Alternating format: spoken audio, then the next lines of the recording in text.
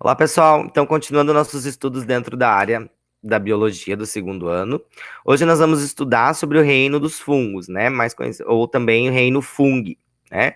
Então, eu vou compartilhar aqui a minha tela com vocês, a apresentação, e aí nós vamos começar essa parte mais introdutória sobre o reino dos fungos, né? O reino fungi. Então, as características gerais do reino dos fungos, né, são características que vão fazer com que esses seres vivos, eles se agrupem dentro do mesmo reino, tá? Então nós vamos ter características diferentes e nós vamos ter características que são gerais, que são semelhantes, tá? E aí nós vamos ter os diferentes tipos de fungos, como, por exemplo, os cogumelos, os mofos, os bolores, as leveduras. Esses seres vivos, eles têm características que são similares, que agrupam ele dentro do reino dos fungos, mas também possuem características que são diferentes. E aí a gente tem que entender quais são essas características para entender como os fungos eles estão classificados, tá? Mas então, falando primeiramente das características gerais, que todos os fungos vão possuir. Todos eles são heterótrofos ou heterotrófos, né? Eles não produzem o seu próprio alimento. Então, assim como os animais, eles precisam de alguém que produza, né? No caso, precisa das plantas que produzam a glicose, né? E aí os fungos, eles são heterótrofos. Eles podem ser tanto consumidores, como eles são também decompositores. Inclusive, a grande importância ecológica dos fungos é essa, né? Eles são decompositores, então eles estão no topo da cadeia alimentar, eles fazem a decomposição de toda a matéria orgânica, né? Para que ela seja transformada. Então, eles são aclorofilados, né? Eles não possuem clorofila porque eles não fazem fotossíntese. Não vão apresentar tecidos verdadeiros, né? O que eles apresentam é um pletênquima, que na verdade a gente vai entender mais tarde que é como se fosse um emaranhado de células, né? Então ele não vai formar como lá, por exemplo, nas plantas nós tínhamos os tecidos vasculares, aqui nos fungos a gente não vai ter essa situação, tá? Eles vão se reproduzir através da produção de esporos, né? Que isso vai auxiliar com que eles enfrentem condições desfavoráveis. Então, por exemplo, um fungo que geralmente, quando que o fungo ele vai aparecer? Né? Quando que aparece o cogumelo? Geralmente, a partir do momento que a gente tem uma mudança de temperatura. Então, eu tô lá, calor, agora, essa época de inverno, a gente vê muito cogumelo. Por quê? Porque a gente tem uma mudança nessa questão da temperatura. Então, a gente tem lá um clima seco, sem chuva, que era lá no verão, final do verão, e aí começa a fazer o quê? Nós começamos a ter chuvas e dias frios. Então, isso vai fazer com que esses dias frios, eles quebram essa dormência dos esporos do fungo que estão lá no solo, e isso faz com que o fungo, ele germine, né? Então, por isso que a gente vê muitos esses corpos reprodutivos agora, nessas épocas mais úmidas, porque o fungo ele precisa de água, tá? Então, essas condições desfavoráveis pode ser, por exemplo, um verão, né? Então, o esporo ele pode ficar lá no solo durante todo o verão naquele clima seco, desfavorável. A partir do momento que eu tiver chuva, tiver mudança climática, né, começar a mudar as condições, esse fungo ele vai se desenvolver e produzir novos esporos, né? Então, eu tenho fungos que são unicelulares, como é o caso das leveduras, que nós vamos ver mais para frente, e também eu tenho fungos pluricelulares, que é o caso dos cogumelos, né? Eles também vão reservar energia em forma de glicogênio, e isso assimila ou aproxima esses seres vivos dos animais, porque lá nas plantas a gente viu que as plantas reservam energia no amido, né? Em forma de amido. E aí, quem é que reserva energia em forma de glicogênio? Os animais. E os fungos também. Então, ó, duas características que vão aproximar esse reino dos animais. Então, por que hoje a gente considera os fungos mais próximos dos animais do que das plantas? Porque eles são heterótrofos, assim como os animais, e também eles reservam energia em forma de glicogênio, tá? Então, essas duas características gerais dos fungos aproxima mais os fungos dos animais do que das plantas, tá? E inicialmente, os fungos eles estavam dentro do reino do vegetal, né? E aí, mais tarde, quando foi se entendendo a questão da filogenética desses seres vivos, é que se entendeu que, na verdade, não, né? Os fungos, eles estavam mais próximos evolutivamente dos animais. Eles vão ter uma fase da vida, né, na reprodução, que é assexuada, e uma fase que é sexuada.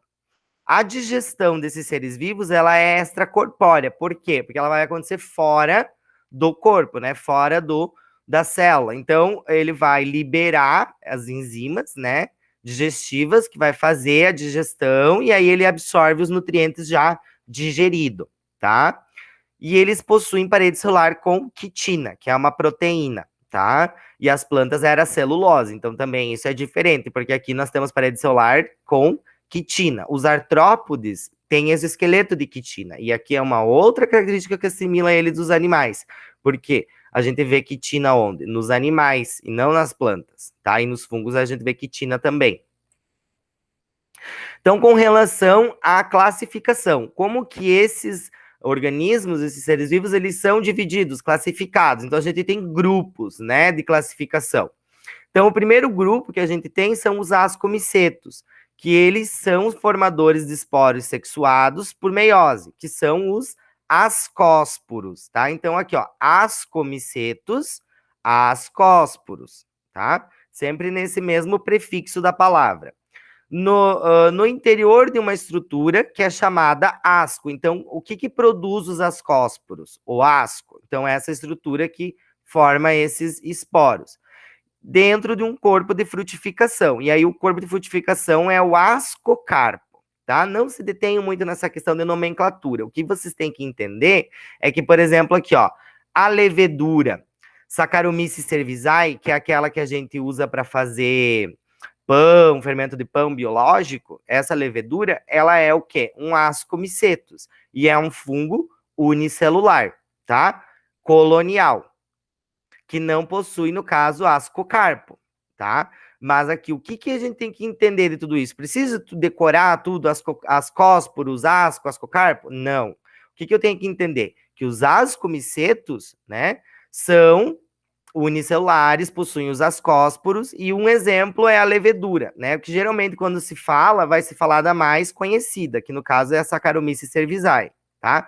Eles podem formar colônias, então a gente tem que entender essa questão mais geralzona, da questão evolutiva, e não se deter muito nos detalhes, porque tem bastante coisa. Então aqui, ó, outro exemplo, né, de ascomicetos, que é aquele orelha de pau, né? Então, ele tem o corpo de frutificação, então aqui ele já não é um fungo unicelular, vocês podem perceber que ele tem um corpo de frutificação, né, que é o ascocarpo, e aí dentro desse ascocarpo vão se formar os esporos, que no caso a gente vai chamar de ascósporos, tá? Essa orelha de pau é bem comum da gente encontrar aqui na nossa região, tem de várias cores, várias formas, então isso é o quê? Um ascomiceto. Temos também os basidiomicetos, né, que são o grupo que vai formar os esporos que a gente vai chamar de basidiósporos. Então, antes lá nos ascomicetos eu falava ascósporos. Agora, nos basidiomicetos eu falo basidiósporos, né, sempre usando o prefixo do grupo. Que são formados aonde? No basídio, né? Corpo de frutificação, basidiocarpo, que é o cogumelo. Então, aqui vai estar todos os cogumelos, né? Então, aqui a gente tem um exemplo, ó, da formação desse corpo de frutificação aqui do cogumelo. Então, quando a gente olha lá no jardim de manhã, quando chove, no outro dia que a gente vai ver lá os cogumelos, aquilo ali são o quê? Basidiomicetos, né? Então, olhem aqui, ó, exemplos, ó, do basidiocarpo. Ó. Então, isso aqui é o basidiocarpo. E embaixo a gente vai perceber o quê? Que a gente vai ter a formação das hifas. Então, olhem, se eu pegar aqui, ó, nesse desenho, a gente vai observar o quê? Que em cima do solo eu tenho o basidiocarpo, que vai frutificar, né? Que vai formar os esporos, né? E embaixo aqui, eu tenho essa região que a gente chama de micélio, que são formadas por essas hifas, que são essas células alongadas, que se ramificam, tá? Então, o que a gente vê lá no jardim é só uma parte do fungo. A grande, maior parte do fungo, ele está embaixo da terra. Tanto que o maior ser vivo que existe no planeta é um fungo. Por quê? Ele vai formando esse micélio e é numa floresta, né? E aí o que acontece? Esse fungo ele vai por baixo do solo da floresta. E aí ele está em toda a floresta, né? Ele é o maior organismo vivo do planeta. Então, quando ele frutifica, que a gente vê os cogumelos, na verdade, isso pode ser tudo do mesmo indivíduo, tá? Então, por quê? Porque é o mesmo micélio, a mesma hifa, né?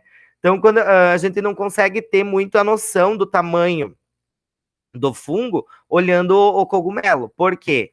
Porque o corpo, o micélio que vai estar embaixo da terra, né, ele pode ser muito maior. Né? E aí o que a gente observa é só o corpo de frutificação, é só o basidiocarpo, é só uma parte do fungo, né?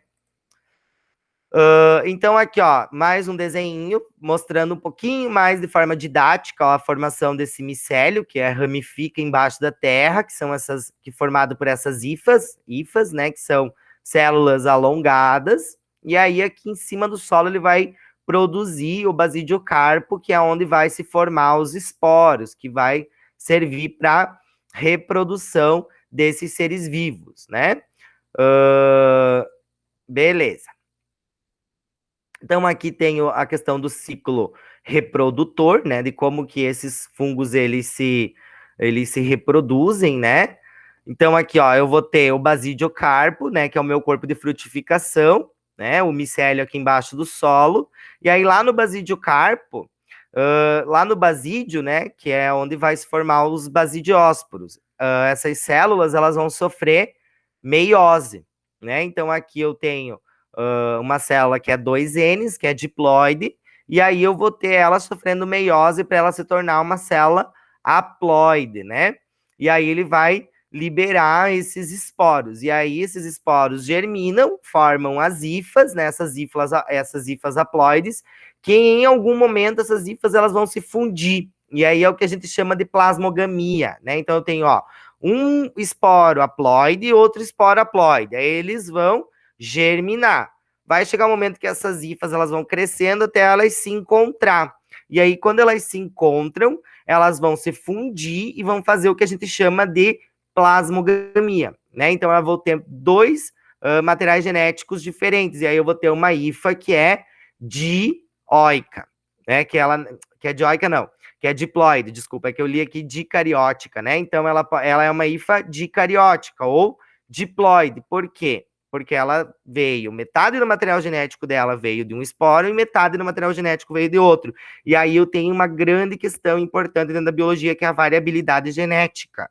Né? Esses animais não, esses seres vivos poderiam se reproduzir de forma assexuada? Sim, poderiam, né? Mas por que eles fazem essa plasmogamia? Porque eles precisam de variabilidade genética. Toda evolução ela vai ser sempre baseada na variabilidade genética. Então, vai ter um momento da fase de vida que vai ter a fusão do material genético, né? E aí, depois, essa vai desenvolver o micélio embaixo da terra e vai frutificar o basidiocarpo de novo, que vai produzir os esporos de novo, né? Mas o que é interessante a gente entender aqui? Que em uma fase eu vou ter meiose, que vai dividir o material genético no meio, por isso que a gente diz que é meiose, que vai formar esporos, que é semelhante com o que acontecia lá nas plantas, né? E aí, esses esporos, que são haploides, que tem metade do material genético, eles vão, em algum momento, germinar e vão se fundir para formar uma hifa que tenha dois materiais genéticos diferentes, que seja diploide, né? Então, é uma parte sexuada e uma parte assexuada. Como que é o modo de vida desses seres vivos? Como que é a forma, que nicho ecológico que os fungos eles ocupam? Então, a grande questão é que eles são decompositores ou saprófagos, né? O que é isso? Eles vão ter o papel de fazer a reciclagem da matéria orgânica. Então, eles são responsáveis pela decomposição, né? Então, a gente, junto com as bactérias, os fungos, eles têm esse grande papel ecológico que é de decompor a matéria orgânica. Porque a gente sabe, quando vocês estudam lá na química, né, Lavoisier, ele fala uma coisa lá na química, o que ele fala? Que nada se cria, nada se perde, tudo se transforma. Então, eu tenho uma quantidade de matéria disponível no planeta Terra, né? Eu tenho uma quantidade limitada. Essa matéria, ela vai sendo usada, esses elementos, esses átomos, eles vão sendo usados. E aí, por exemplo, os átomos que foram usados para construir lá a estrutura de um animal, né? Para formar as proteínas, todo um animal. Esses átomos, eles estão sendo usados. Quando esse animal ele morrer, né, o que vai acontecer? Eu preciso de alguém que vá lá e quebre todas essas moléculas para que elas possam ser reutilizadas, porque senão ia chegar um momento que não ia mais ter átomos disponíveis, né? Já imaginou se não existisse os fungos para decompor? Nós agora ia estar aqui olhando para a janela e ia estar vendo o quê? Um cadáver de um dinossauro, ou tudo que ficou ali. Não ia ter como existir vida, porque eu não tenho como reutilizar, reciclar os elementos químicos, né? A quantidade de matéria que tem no planeta. Então, os fungos, eles são muito importantes. Só vai ter vida quando eu tiver decomposição, porque eu preciso reutilizar todas aquelas proteínas que estão sendo utilizadas, né? Então, por exemplo, quando um ser vivo morre, ele é decomposto, e aquelas proteínas, aqueles carboidratos, tudo aquilo é devolvido para o solo, né? Para que possa ser reutilizado. E aí as plantas vão absorver, os produtores vão transformar em glicose novo, e aí continua toda a teia ecológica. Então, é um papel fundamental, né? E eles fazem esse papel. Também eu vou ter fungos que são mutualísticos, né? Que é o caso aqui das micorrizas, que eles vão estar associados a raízes, né, de pinheiros. E aí a gente tem um caso bem clássico na nossa região, que é na casa dos pinos, né? O pinus, ele tem fungos nas suas raízes que são associados, né? Então o fungo, ele aproveita da nutrição autotrófica do vegetal e, ao mesmo tempo, ele vai liberar no solo nutrientes que vão fazer a decomposição para que esses nutrientes sejam aproveitados pela planta, tá? Então, por que é uma relação ecológica de mutualismo? Porque as duas espécies estão se beneficiando. Tanto o fungo, ele se beneficia, quanto o pinheiro, né? E aí, é interessante a gente observar essas associações, tá? Então, é bem comum a gente ver nas matas de pinos muitos cogumelos. Por quê? Porque elas são micorrizas. Para que o pino se desenvolva de forma mais efetiva, ele precisa da micorriza, né? E aí ele tem que ter essa associação, né, com esses fungos. Outro exemplo que a gente viu lá quando a gente trabalhou os vegetais, os líquens, né? A gente também viu os líquens, que são algas associadas com fungos, né? A gente viu quando a gente trabalhou lá com os líquens, que eles eram associações também, né?